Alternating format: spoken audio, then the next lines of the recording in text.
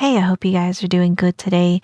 We are now getting to the Aristocrats, SCP-3288, and I am very interested in this one. I think it's going to be very interesting, and from what you guys have told me, I guess it's going to be a very, very disturbing one. So I guess viewer discretion advised, but I'm ready. If you do get a chance, I'd appreciate if you can leave a like and subscribe. It helps me out a bunch, and I will have the Volgun's video linked in my description below, so be sure to go and give him a like and subscribe as well. He does an amazing job with these videos.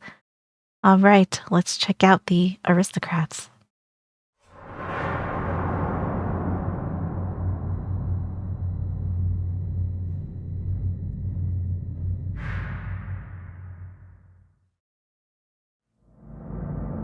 Good afternoon, everyone. My name is Dr. Miller, and the SCP we're going to be looking at today is SCP-3288. Object Class: Keter, formerly Euclid. Special Containment Procedures. An SCP-3288 population no less than 20 nor greater than 30 individuals is to be maintained at Humanoid Containment Site 282. Each SCP-3288 must be contained within individual containment units. Behavioral studies that require SCP-3288 to SCP-3288 contact are to be conducted with the utmost caution. SCP-3288 are to be terminated where encountered and disposed of per hazardous waste protocols. It is imperative that SCP-3288 infestations undergo thorough destruction or containment, as a single uncontained instance of SCP-3288 has the potential to trigger an SK-class dominant shift scenario within the next century, if not sooner. Okay, well, I see that they are super hazardous. Holy cow, okay. Then they can have some real repercussions.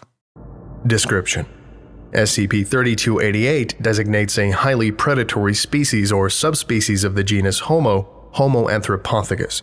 SCP-3288 display a number of abnormal characteristics and behaviors that distinguish them from the baseline species. The most common deviations include acute hyperdontia.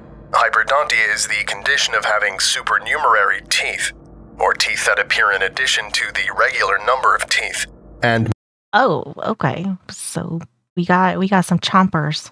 Okay. teeth, or teeth that appear in addition to the regular number of teeth, and macrodontia. Macrodontia is the condition of having abnormally large teeth. An instance of Okay, so we got lots of big chompers. Oh boy. Oh. And I am assuming they probably aren't super friendly. SCP-3288 has teeth approximately 6 times the size of normal adult teeth, with more than 60 teeth unevenly distributed over 6 distinct rows. Okay, that's a lot of teeth. And they're huge. 10 times the normal size of normal, adult teeth. Okay, yes, this sounds monstrous. Requiring jaws much larger than that of baseline humans. Gross mandibular prognathism. Mandibular prognathism is a potentially disfiguring genetic disorder where the lower jaw outgrows the upper, resulting in an extended chin and a crossbite. Fluctuating facial asymmetry. Dolichostenomelia. Dolichostenomelia is a condition in which the limbs are unusually long of the arms. An instance of SCP-3288 commonly has arms more than twice the length of a baseline human of similar height. Arachnodactyly. Arachnodactyly is a condition in which the fingers and toes are abnormally long and slender, in comparison to the palm of the hand and arch of the foot. And polydactyly. Polydactyly is a congenital physical anomaly in which there are supernumerary fingers or toes. Kyphosis. Kyphosis is an abnormally excessive convex kyphotic curvature of the spine as it occurs in the cervical, thoracic, and sacral regions. It is more commonly known as hunchback. Okay, so this is like a straight up creature. Oh my goodness, like all of these descriptive ways of explaining how this looks. It sounds like a straight up creature and probably terrifying to come in contact with. Abnormal muscle strength despite having the appearance of severe emaciation. Albinism. Superior low light vision. SCP-3288-1's eyes contain tapetum lucidum, a layer of tissue immediately behind the retina that reflects visible light back through the retina, increasing the light available to the photoreceptors.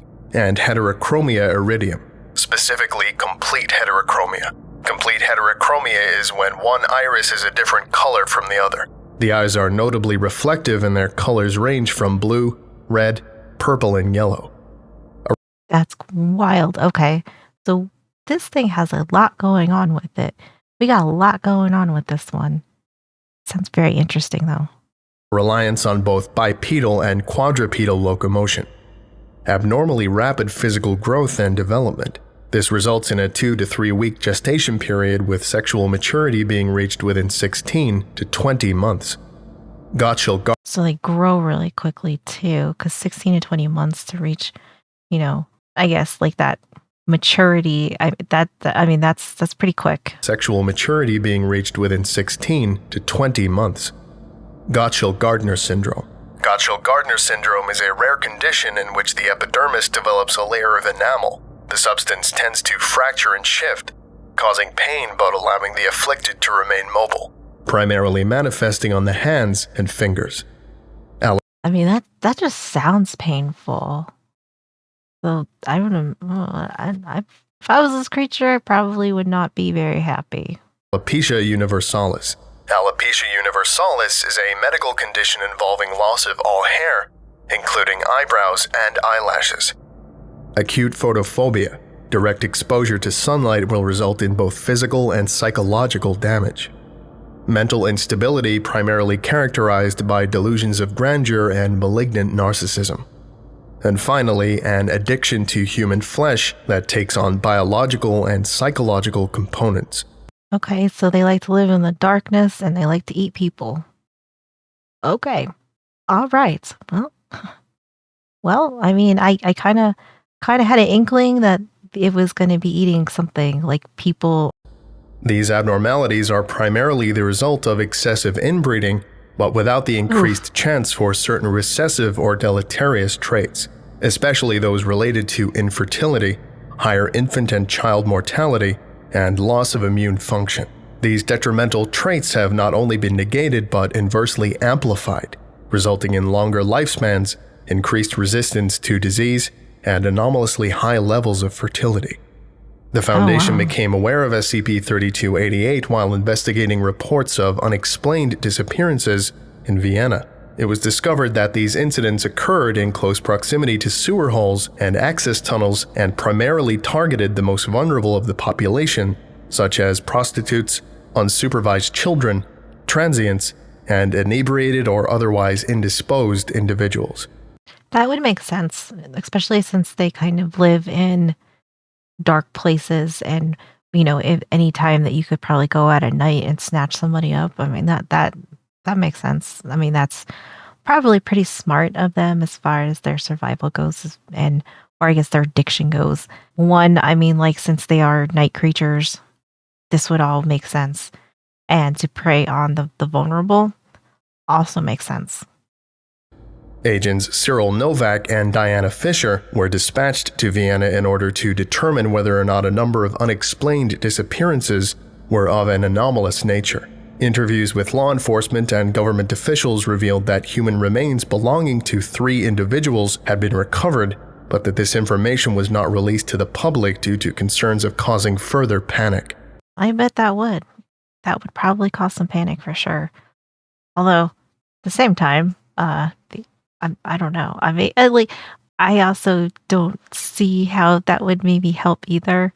I kind of see like the good and the bad of this, right? Like if you made it public that people are disappearing, usually makes people panic. But the other side of it, though, is that people do become more cautious. So, maybe that would be giving the public a service, even if you had to frame this as something not, SCP related, but to, make the public more diligent. These remains were promptly confiscated and delivered to Humanoid Containment Site 282 in Graz. Autopsies were performed by Dr. Felix Gardner, who noted that the remains, cadavers A, B, and C, displayed no injuries corresponding with a human attacker and compared the deceased to victims of hyena attacks. Cadaver A includes the upper torso, truncated at the center of the abdomen, and loosely attached head. The face had been rendered unrecognizable. The arms, much like the lower half of the body, were not found at the scene of the attack. Cause of death: exsanguination. Cadaver B had been disemboweled and suffered destructive trauma to the thoracic cage, which was then pried open. All internal organs of the torso were missing, along with a sizable amount of flesh. Cause of death: traumatic cardiac arrest. So they are kind of eating these people like animals, essentially. I mean, like, especially like if you wanted to compare them to how hyenas hunt and eat, it is very similar. I mean, that's like, as far as the autopsy description goes, it does sound like they kind of have animalistic type of eating habits. Cadaver C was little more than a pile of shattered bones and bodily fluids. Cause of death: unknown.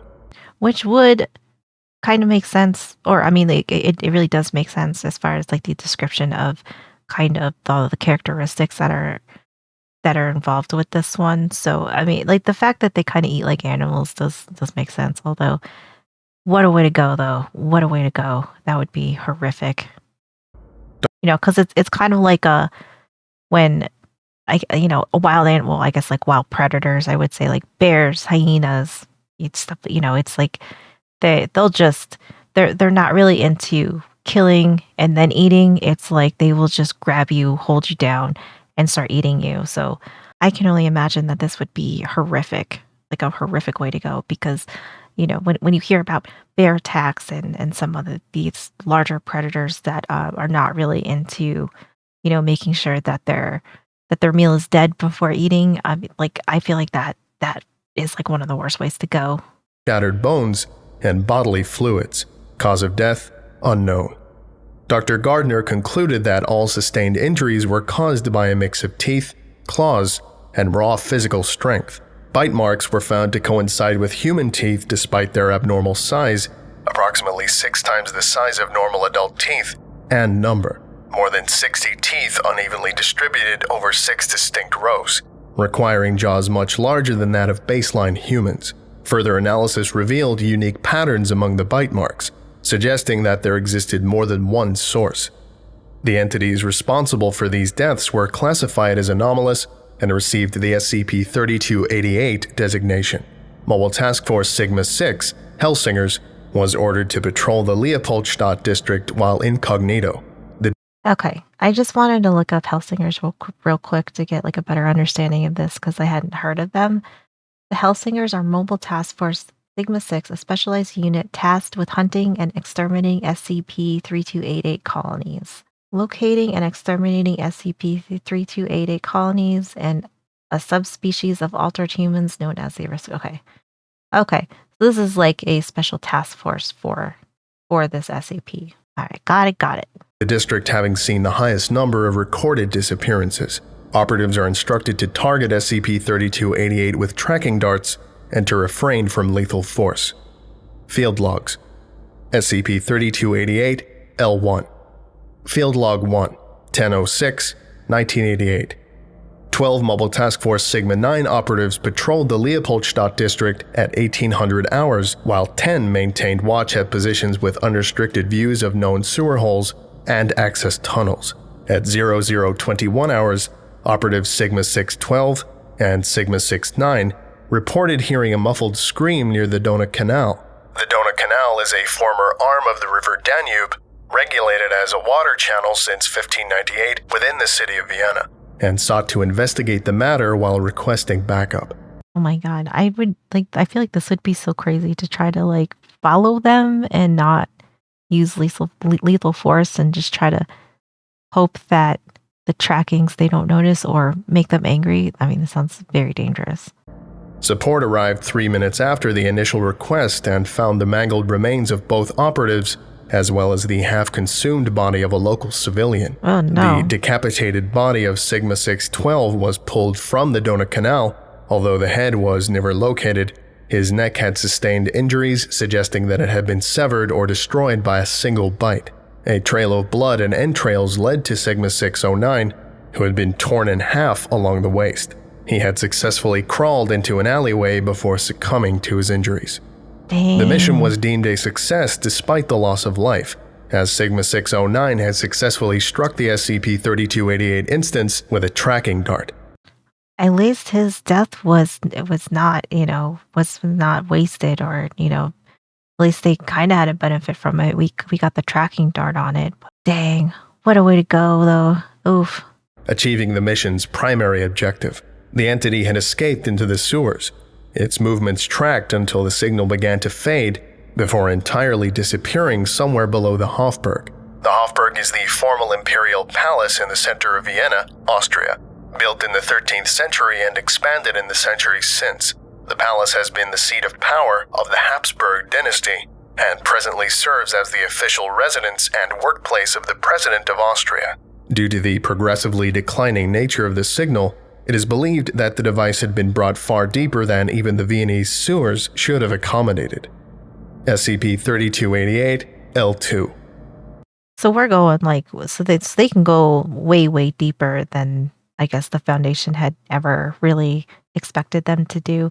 So they have their own underworld, essentially, it seems like, which I would say sounds very dangerous as far as tracking goes. Field Log 02, 10/07/1988. Constructed in the mid-19th century, the Viennese sewers are part of a larger network of subterranean tunnels that include catacombs, abandoned wine cellars, and underground rivers. Mobile Task Force Sigma-6 operatives were divided into 4 teams of 5, 3 teams to investigate the sewers, and 1 to remain standby. By triangulating on the last known location of the tracked SCP-3288, the Foundation hoped to minimize the possibility of escape and of public exposure. For this mission, while it is preferable that operatives secure and contain the threat, lethal force may be used at their discretion. Well, that's good. That's good. I get we want to capture these and study them, but at the same time, you can't just let a bunch of people get ripped apart at the same, I definitely would agree with this protocol. At 0900, Mobile Task Force Sigma-6 operatives reached their destination without incident, but initially failed to discover anything of significance.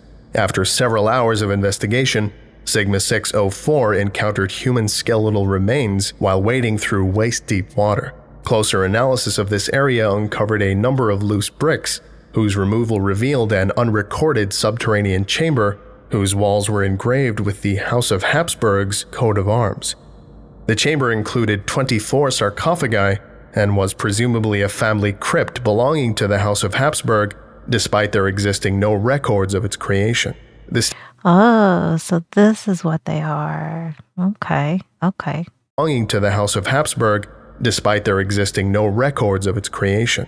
The statues primarily depict women wearing veils over their eyes, with a single finger held to their lips. The tombs, though intricate and reflective of their status, lacked any indication as to who may have been interred within. Prying open the sarcophagi revealed the skeletal remains of over 300 infants. Over 300 infants. Oh my gosh. All displaying severe and likely fatal deformities. Well, so they're eating babies? Lots of babies? The original entrance had been evidently destroyed, the stairs shattered and buried in soil. At the far end of the crypt was a vault door composed of bronze, with no apparent means of access and seemingly impenetrable without proper equipment. The door displayed the House of Habsburg's coat of arms and was engraved with the words Ad Puritatem Sanguineus, translated to English for purity of blood. Okay. I mean, that's I like that addition to this story. I like that. Task Force Sigma-6 operatives were ordered to hold their current location and await the arrival of an infiltration team. Foundation agents organized the temporary evacuation of the Hofburg and the sealing of all sewer access points throughout the city. That's probably also very smart to do. Try to contain them as best you can. But I like this. I feel like it really kind of sets the vibe to them. SCP-3288 L3. Field Log 03, 10/08/1988. Mobile Task Force Sigma-6 maintained shifts throughout the night, making repeated attempts to open the vault door. At 1200 hours, the surface had been fully evacuated, and an infiltration team had arrived at Mobile Task Force Sigma-6's position. The bronze gate was carved apart via oxy-fuel cutting torches over an approximately 2-hour period, bypassing intricate mechanisms likely related to its conventional means of access and revealing a spiral staircase. An 8-person squad, each operative equipped with an M16 rifle with attached flashlight, heavy tactical armor, and helmet-mounted live audio-video recording devices, descended the staircase, with radio transmission growing increasingly faint as the operatives traveled an estimated 65 meters underground. Red ground flares were periodically lit and discarded, providing a clear path of return. Operatives reached the bottom of the stairwell, where the gray stone halls of the crypt were replaced by masterfully crafted marble floors, carpets, and white-painted walls and ceilings. The large chamber was found to be architecturally identical to the Swiss wing of Hofburg Palace, closely resembling 18th century depictions and reflecting the late Baroque, early Rococo artistic style popular during the era. Oh, so we are bougie down here, which I mean, obviously explains it. I mean, it is called the Aristocrats, but like, we are bougie down here. The location, since classified as SCP-3288-1A, contained various sculptures and Corinthian columns, paintings, and tattered tapestries adorned its walls. All depictions of the human form had been literally defaced, regardless of artistic medium. That seems like because they kind of look like monster. Maybe they turned into these monsters at some point or whatever, but I'm guessing that there's some animosity of how they look. So they don't want to see regular people anymore, because I'm guessing it priced things a little for them since they are literal creatures at this point. Operatives described the air as having an odor not dissimilar to rotten meat and stale sweat. The floors and walls were discolored with what appeared to be blood, most of the stains appearing to be exceptionally old. Traveling through a southeast corridor, operatives entered what appeared to be SCP-3288-1's equivalent of the Hofburg's Imperial Library. One notable difference between this section of SCP-3288-1 and Hofburg Palace is the presence of a working 18th century laboratory. Sigma-607 is the only member of the acting squad to be fluent in both German and Latin, discovered documents involving alchemy, biology, and the occult. Ooh, so what is how what's going on with them? Like, did they do some body modification and maybe some occult stuff? And now we have SCP-3288. A decorative writing desk and accompanying throne were located at the far end of the chamber. The desk contained documents relating to transactions, contracts, and private journals. These documents, along with those relating to the occult sciences, were gathered and delivered to Field Command. See the SCP-3288-1 Recovered Documents subsection for further details. Operatives reached the ballroom and opera hall, describing the air as especially fetid. The aroma of perfume was also noted, though its presence did little to disguise the smell of decay. The area contained a number of instruments, standing harp, harpsichord, violins, etc., all of which displayed evidence of recent use. There were several refectory tables. A refectory table is a highly elongated table used for banquets and feasts, located through the chamber. The ballroom evidently used as a dining hall as well. Atop the tables were human remains in various levels of decomposition and culinary presentation.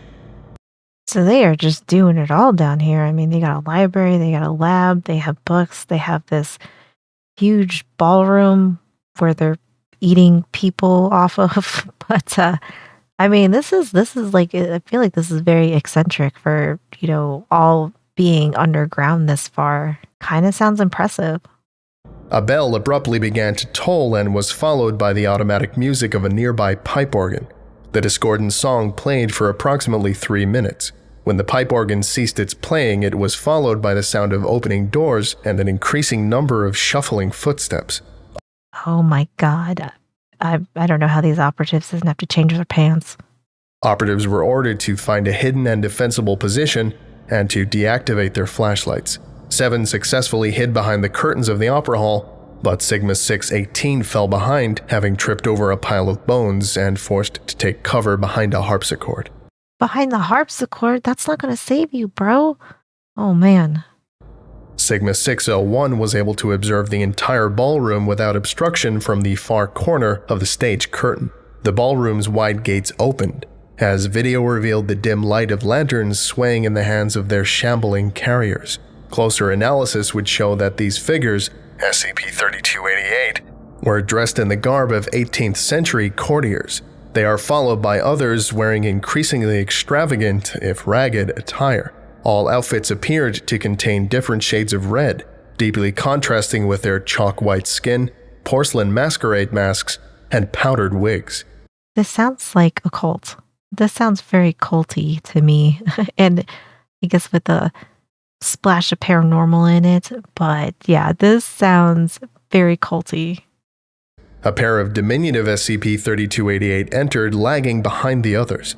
One blew a rusty trumpet, while the other acted as a standard bearer, holding a crudely painted ensign depicting a red lion on a black field. The trumpeter appeared to make an announcement, the words unintelligible due to the guttural nature of their speech. The trumpeter and standard bearer quickly moved aside, their stunted legs causing them to tumble and roll as they fled.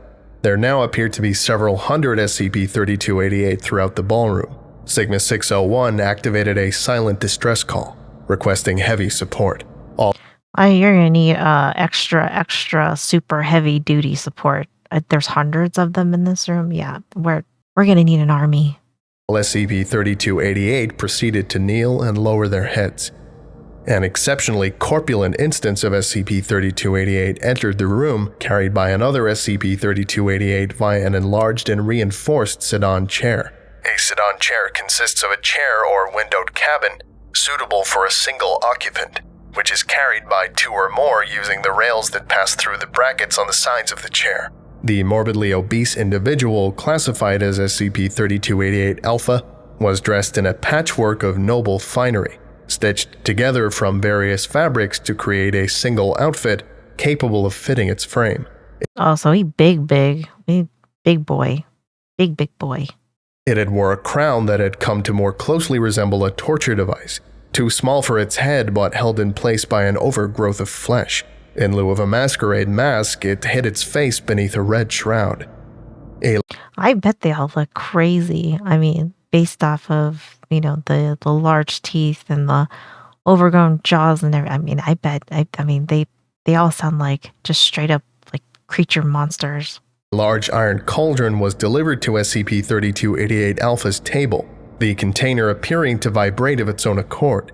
A dwarf SCP-3288 climbed atop SCP-3288 Alpha's shoulder. Oh, it's like Master Blaster? Is that what we got going on here? Dwarf SCP-3288 climbed atop SCP-3288 Alpha's shoulder, proceeding to lift its red veil while leaving its eyes covered. A second, diminutive specimen removed the cauldron's cover. SCP-3288 Alpha sniffed the air, then proceeded to lift the cauldron and pour its contents down its anomalously large mouth and gullet. Part of its meal wiggled free, revealing that the cauldron contained living infants displaying severe deformities. Oh, snap. Okay, so this is like where all the baby bones came from that they found, because this thing, I guess this is the leader, king. I guess we'll call him a king. The king one. He's just, devouring babies. Holy God. I wonder where'd they find them all? Or are these like their kids that they're having that they're throwing in there? Or are they just stealing babies everywhere? Because I would say if you have a cauldron full of babies, that's got to be a lot of babies in there. So, are they, because he did say that they're very fertile. So like maybe he's eating their own, which I don't know which sounds worse, like stealing babies or eating your own. Or people in your court, I guess. The other SCP-3288 raised their masks and began to feast with voracious enthusiasm. An exceptionally tall specimen approached the harpsichord and snatched Sigma 618 from behind it. It lifted him by his head but made no effort to alarm its fellow SCP-3288. Instead, the entity unhinged its jaw and quickly forced the operative down its throat, feet first. His screams unheard among the sounds of feasting and discordant music. Just like that, just picked him up like a snack and then just chomped him down. God damn. The gathering became orgiastic as the SCP-3288 turned to fornication and violence, Oh. making no distinction between the apparent age or sex of the participant, willing or otherwise. Okay. Yes, this sounds very, very cult-like. I would say this sounds like some cult stuff you hear. An explosion rocked the event, causing mass casualties among the SCP-3288. It is hypothesized that Sigma-618 survived his ordeal and was able to, likely after some struggle and consideration, activate an explosive device, sacrificing himself in order to terminate or otherwise incapacitate a great number of hostile entities. You know what? That is a great sacrifice, though. That's a great sacrifice. I mean, I feel like I can't blame him, and if I was in that sort of situation and I was still alive in some capacity before I maybe passed out because I was getting eaten, or before I died, yeah, I would probably do this too.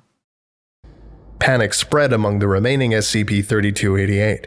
Mobile Task Force Sigma-6 would exploit this opportunity and employed 3-methylfentanyl to render the SCP-3288 unconscious. With the arrival of reinforcements, the survivors were secured and contained at Humanoid Containment Site 282. The sheer size of SCP-3288 Alpha necessitated the use of a special crane and the creation of a shaft directly connecting SCP-3288-1 to the surface.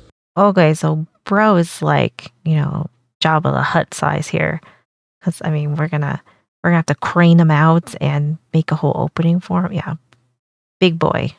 Following the removal of SCP-3288 Alpha, as well as all relevant documents and objects, SCP-3288-1 was filled with cement and reburied. SCP-3288 Alpha Interview Log 10/10/1988.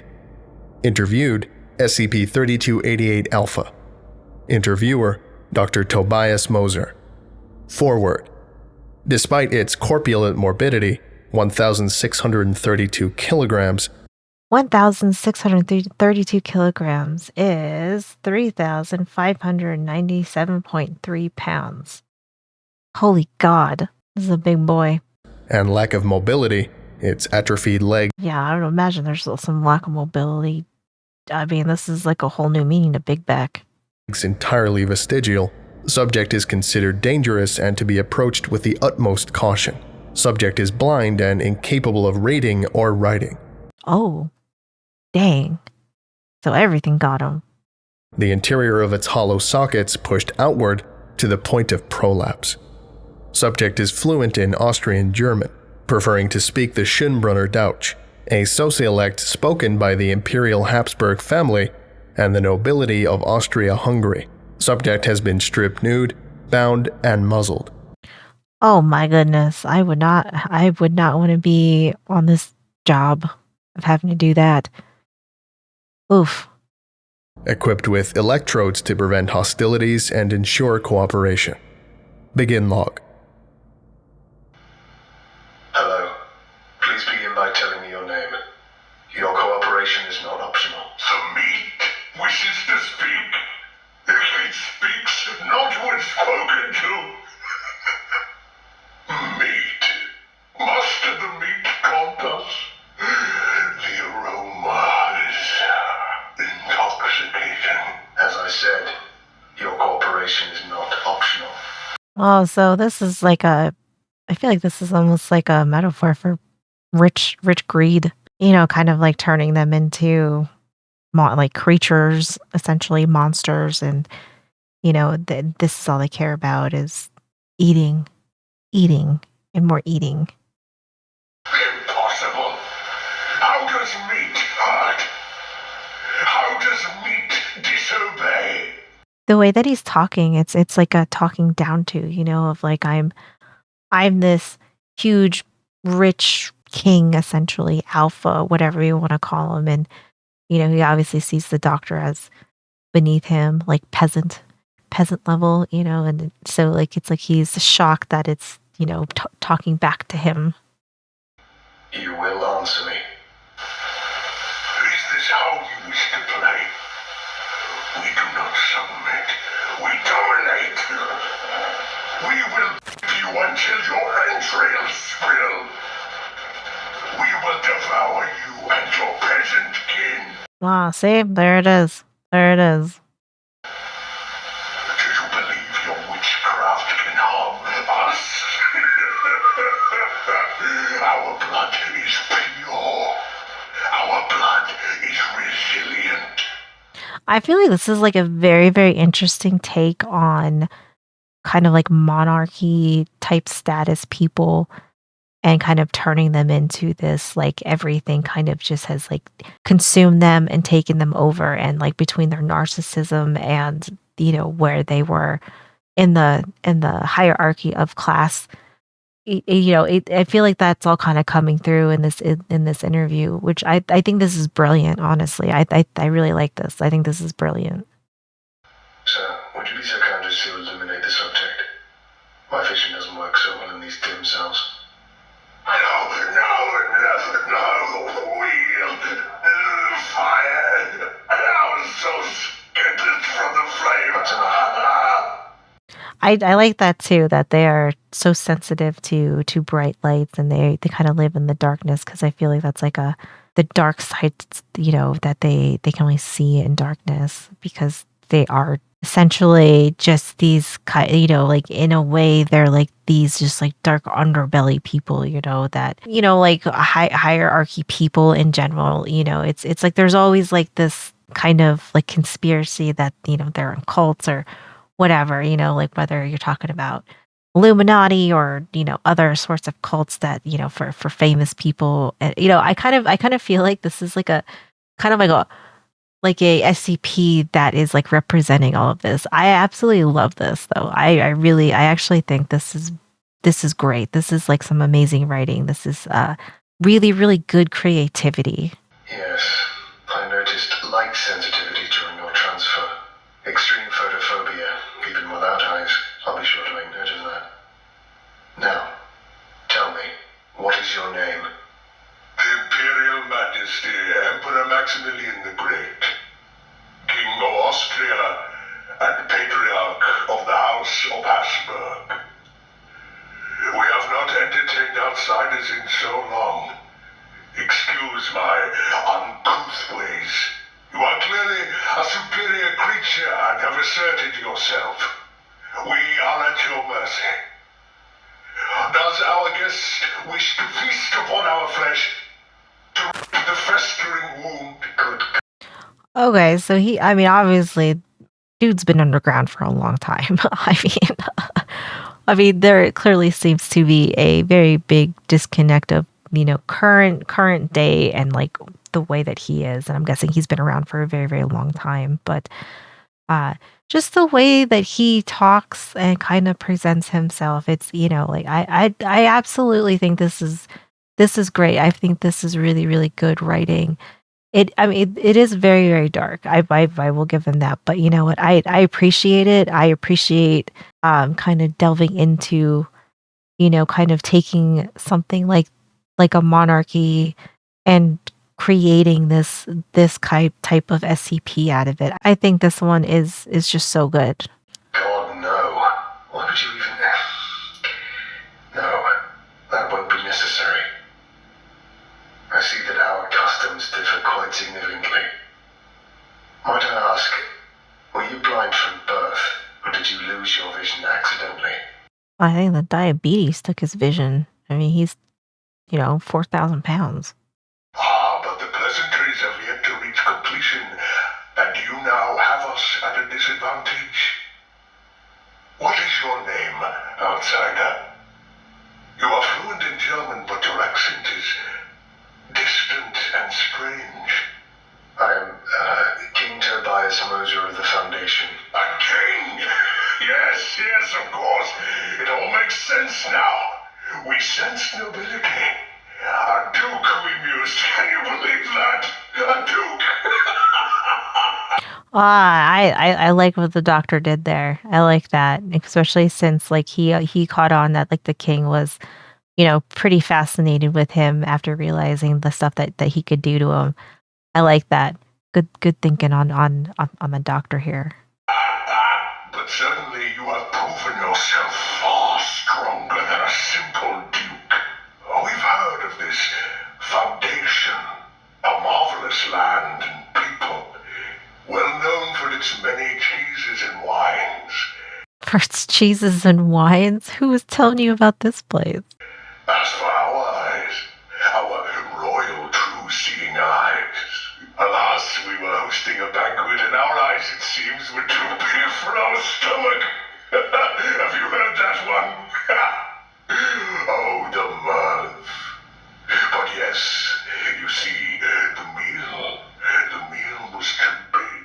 They warned us, of course. Oh, His Imperial Majesty, let us cut this meat for you. But no! We are king! We are emperor! We want to swallow it whole! We will devour everything! And, well, you see, our eyes burst forth from their sockets. Not enough room! They served us little. And the dangling orbs, yes, of course, they plummeted down our royal gullet. Gone forever. Unmissed. I mean, that is quite the explanation, but this sounds very much like they are just gluttons for punishment, or that, they are gluttony, like they are the epitome of gluttony. I see. Well, that was quite a story. Tell me of your court in the House of Habsburg. We are of the same noble blood, but some are more noble than others. Our bloodline is pure, untainted by outsiders. Like as we heard earlier, we have a lot of inbreeding going on, so I would assume maybe the inbreeding train probably led to a lot of deformities, like I don't know how many of the, like, which would maybe explain the elongated limbs and fingers and stuff like that. I feel like that kind of like plays into their bloodline here. I must ask this, but why eat human? We do not eat human. We eat peasants. We eat undesirables. We devour life undeserving of life. That is the true nature of nobility. What else would be the point? That is quite a line there, though. That is quite the line there. Like, we eat undesirables, we devour life undeserving of life, which explains them snatching up, prostitutes and, people that are walking out alone, or people that they, I guess, considered very, very vulnerable, easy targets. Obviously, they don't think that those lives are worth anything. Understood. I must take my leave. We will speak again soon. Yes, we will think of you, King Mercia, in your absence. Over and over. We are eager to sample your flavor. So delightful. So delicious. The voice acting in this is fantastic because, like, I feel like when he's like voicing the king, I don't know if it's him or somebody else that's voicing him. I don't know. I know he gets some people to voice some things, but if this is him, he's doing an amazing job at voicing the king, though, because I mean, he sounds like he is super fat and winded, and like it sounds like he's like so fat it's painful. This is great voice acting. End log. Afterward. We may be able to glean more information by playing to his delusions, but it is difficult to say how much of it is true. However, DNA analysis has revealed that SCP-3288 Alpha does in fact descend from the House of Habsburg, and this so far appears to be true for all SCP-3288. A number of significant documents were recovered from SCP-3288-1, allowing the Foundation to develop a better understanding of SCP-3288. The following excerpts have been translated from their original German and are arranged in chronological order. Footnotes have been provided in order to frame these documents within their historical and cultural context. Excerpts from the Journal of Leopold I. Leopold I, Leopold Ignaz Joseph Balthazar Felician, 9th of June 1640 to the 5th of May 1705, was the Holy Roman Emperor as well as the King of Hungary, Croatia, and Bohemia. Generally regarded as an intellectual, he was known for his interest in astronomy, alchemy, and the early sciences. 10th of November, 1700. And with the death of Charles, a reference to Charles II of Spain, Charles was physically and mentally disabled and infertile, possibly due to this massive inbreeding. Due to the deaths of his half-brothers, he was the last member of the male Spanish Habsburg line. The physician who performed his autopsy stated that his body did not contain a single drop of blood. His heart was the size of a peppercorn, his lungs corroded, his intestines rotten and gangrenous. He had a single testicle, black as coal, and his head was full of water. So dies our noble line in Iberia. I will restore our rightful place. My claim is valid and will not be denied. I already hear the intoxicating drums of war. So he took everything from Charles and then this creation came? But his disease, his curse concerns me greatly. Despite the purity of our blood, untainted for generations, Charles was a sickly creature with the mind of a child. I too was a sickly youth. But my mind remained sharp. I must make use of this blessing before my dynasty succumbs to madness and cretinism. Well, I think that's exactly what happened here. 4th of August, 1701. The Jesuits have exhausted their usefulness. Against my better judgment, I have chosen to seek out those with knowledge of the so-called abominable sciences, scholars of the forbidden mysteries, both great and terrible.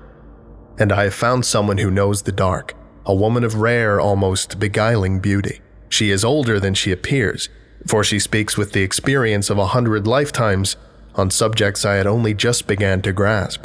She is a creature of the wild, a living embodiment of all that is pagan. I am a stranger in her world, and I am afraid.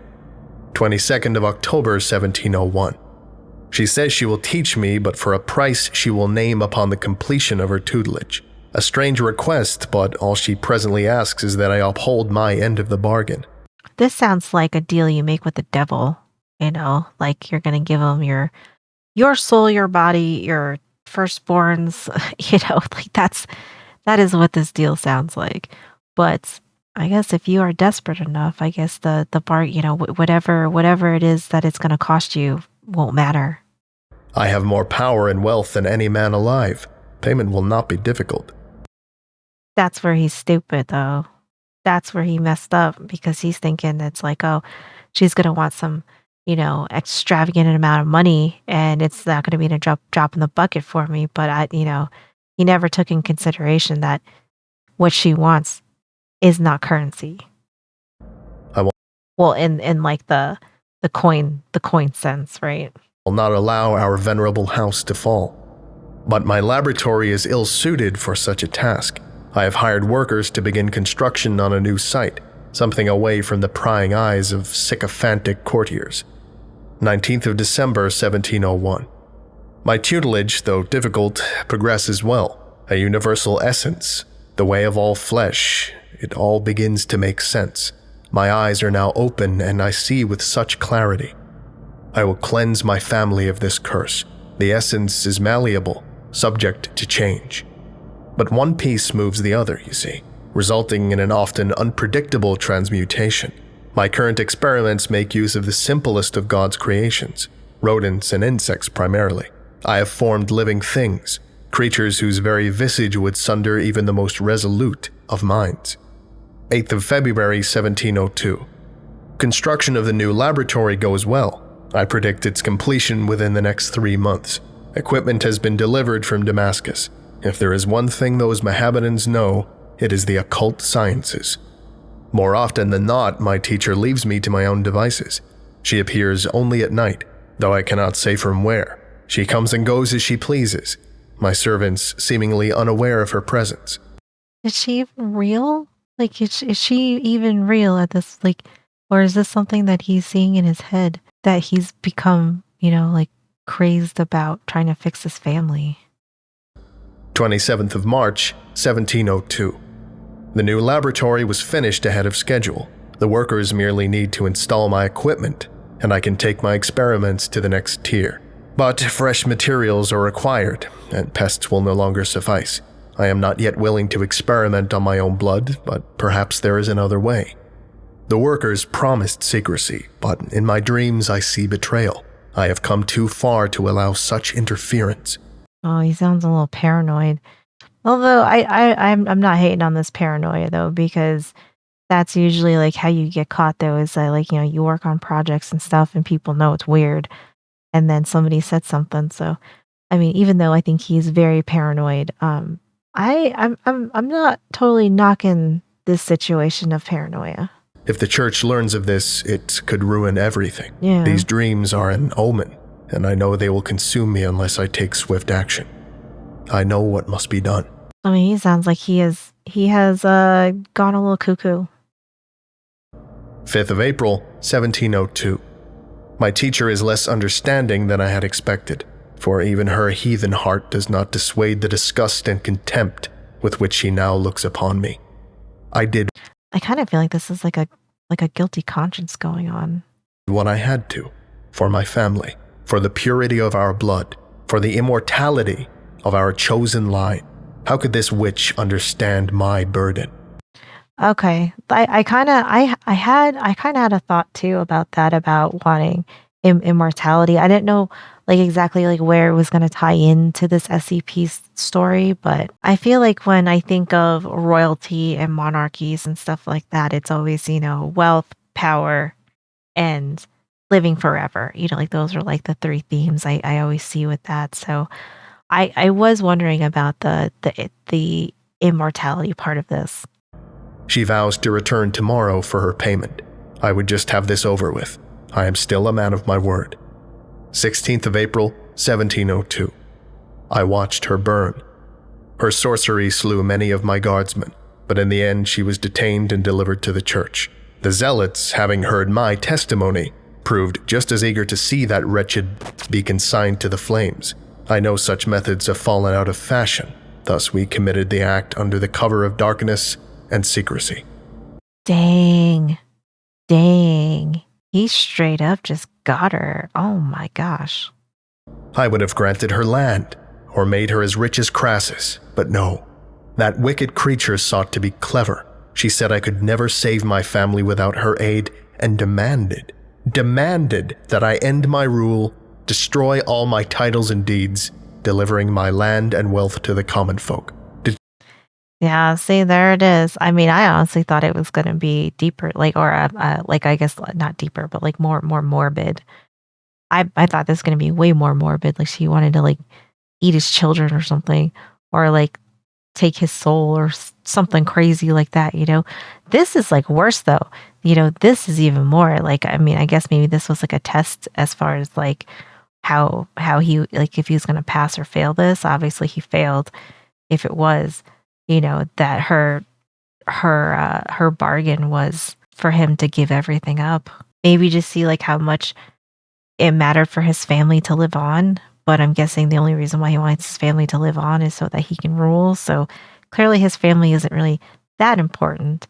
But that was a very, very good bargain to ask for. I mean, obviously it didn't go well for her in the end, but very interesting.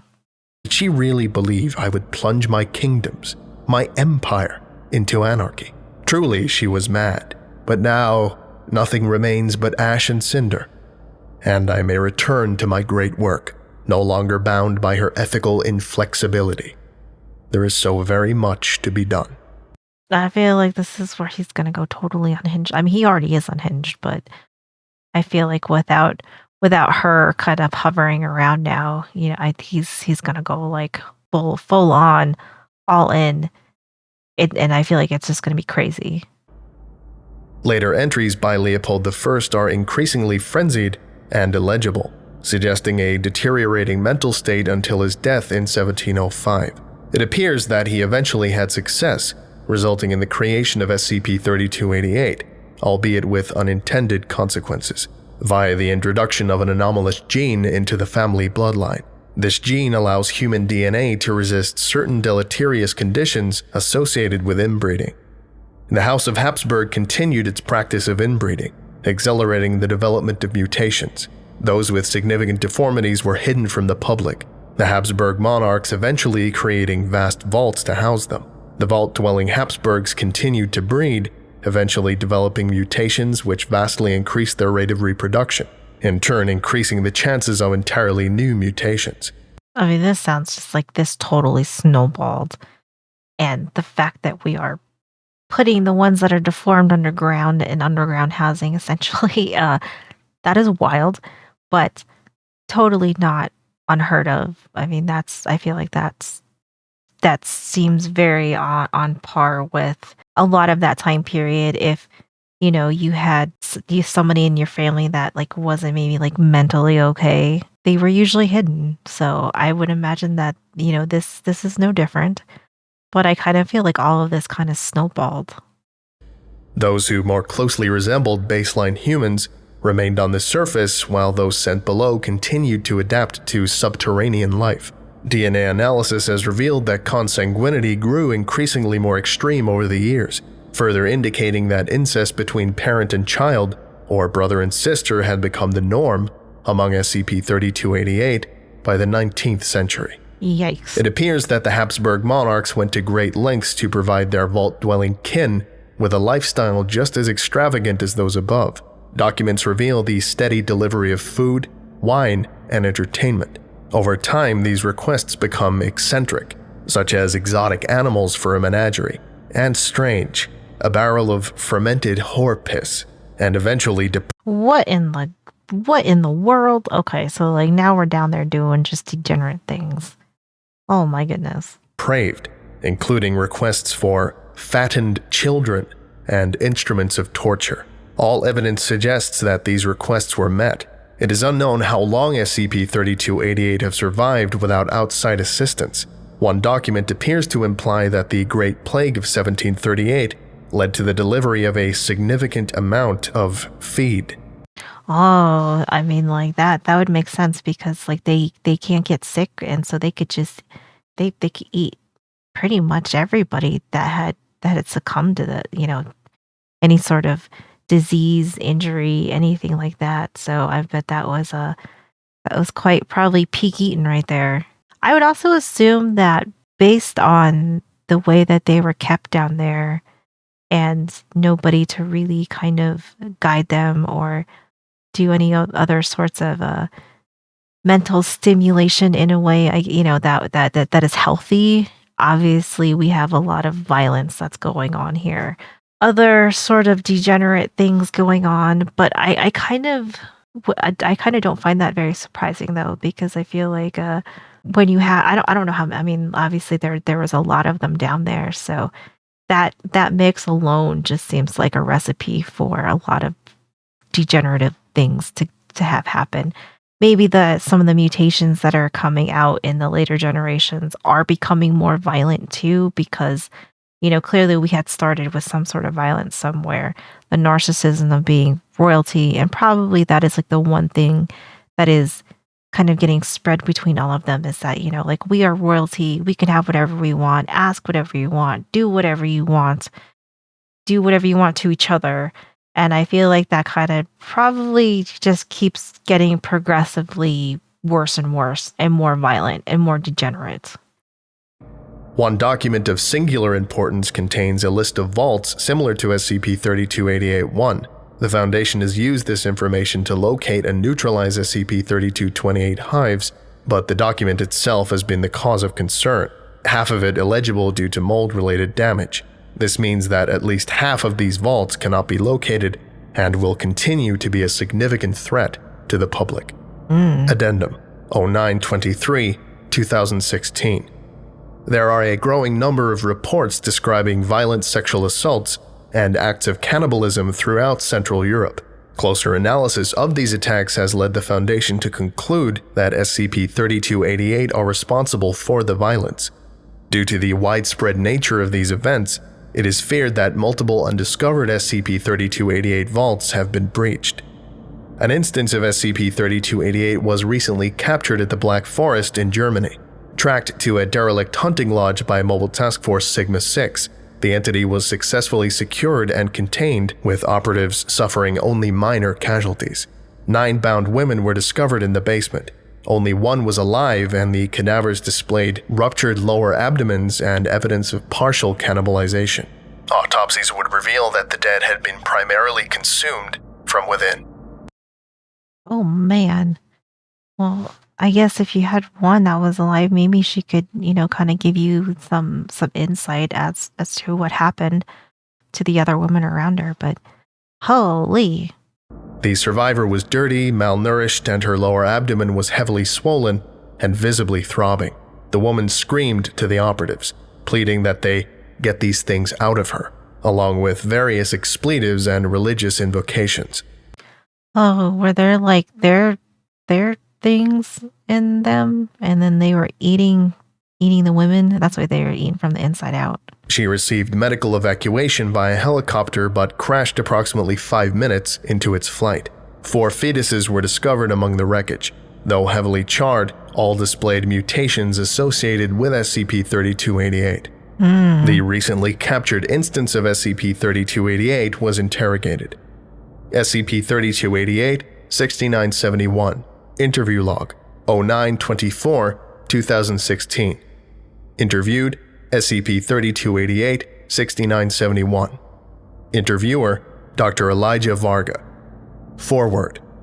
Subject is restrained and muzzled, and its cell is equipped for enhanced interrogation.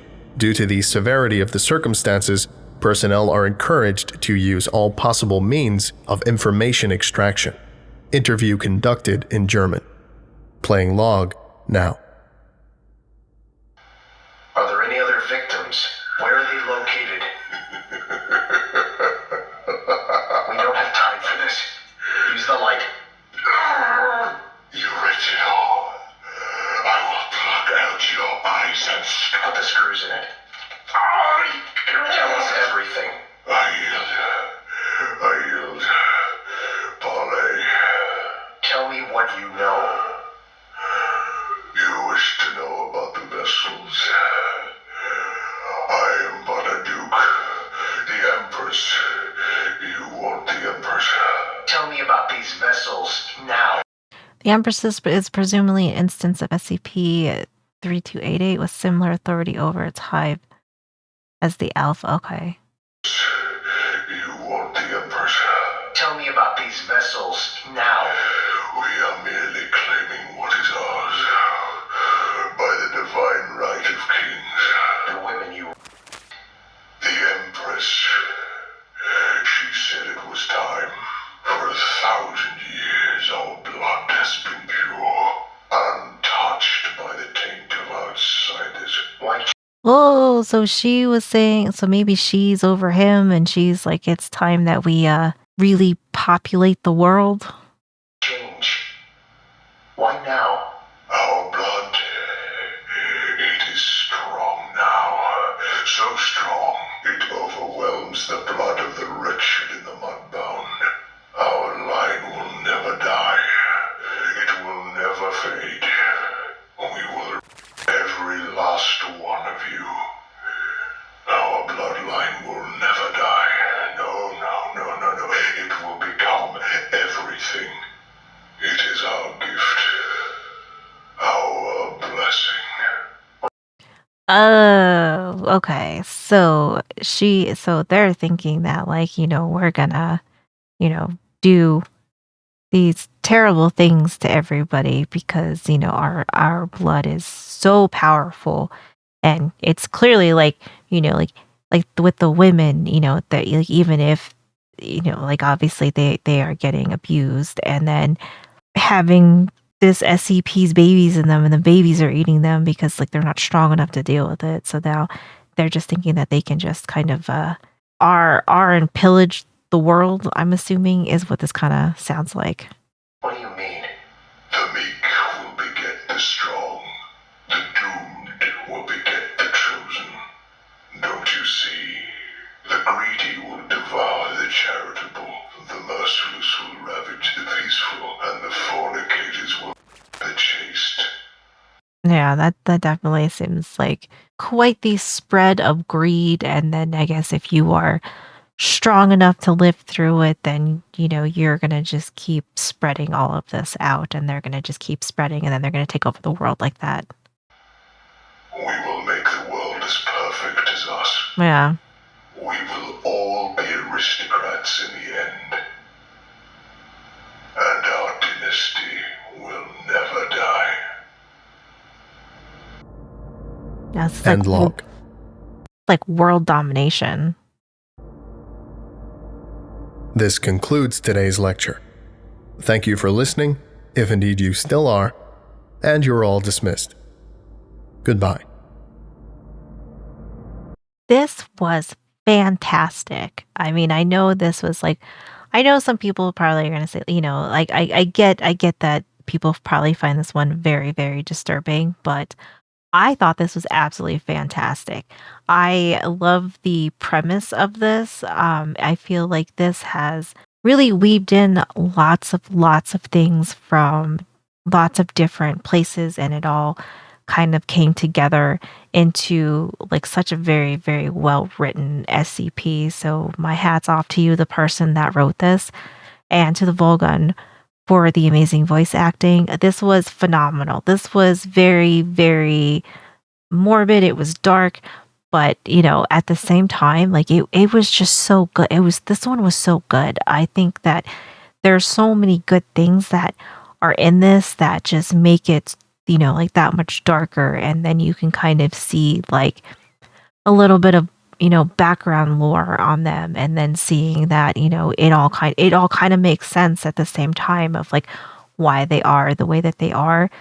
I think this one was absolutely amazing. I'm so glad I waited for Halloween to do this one, because I feel like this one was perfect for Halloween to kind of wrap it up. But I'm not going to stop reacting to the scarier SCPs either.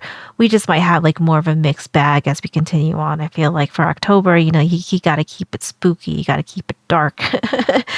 But I will definitely keep reacting to, the darker ones of the SCP world, but we'll definitely have more like variety kind of, we'll just kind of check them all out together. But thank you so much for hanging out with me. I really appreciate you guys being here. Be sure to go and like and subscribe to TheVolgun. He does an amazing job with these. Absolutely love his channel. But that's going to do it for me. I hope you guys had a great day, and I will see you in the next one.